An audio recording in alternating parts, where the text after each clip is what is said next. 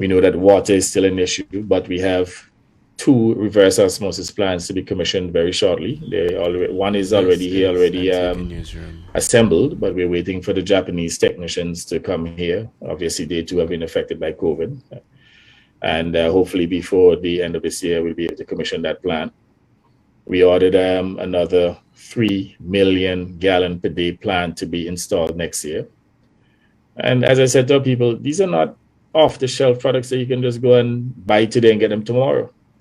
They have to be manufactured, and they take up to a year to be manufactured. And we would have bought several plants before, Pigeon Point, Barnacle Point. I mean, there's no other administration that has invested more in the country's water infrastructure than my administration. Now, some may argue, but why are we unable to meet the demand? And this is really an issue of climate change. We're getting less and less rainfall. There's some years that would have gotten in the past 45, 50, 60 inches of rain. For the last 6, 7 years, maybe 8 years, we have had less than 30 inches of rain.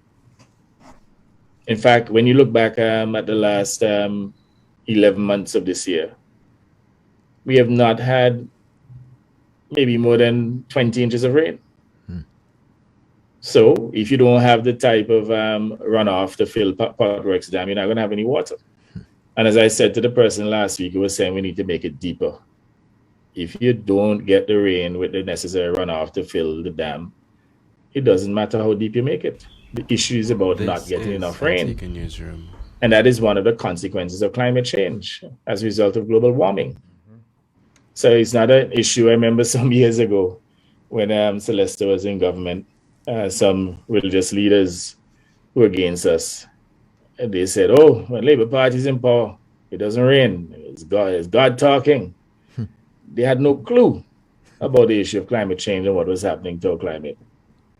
But these are the kind of unsophisticated and ignorant talk that we get from people.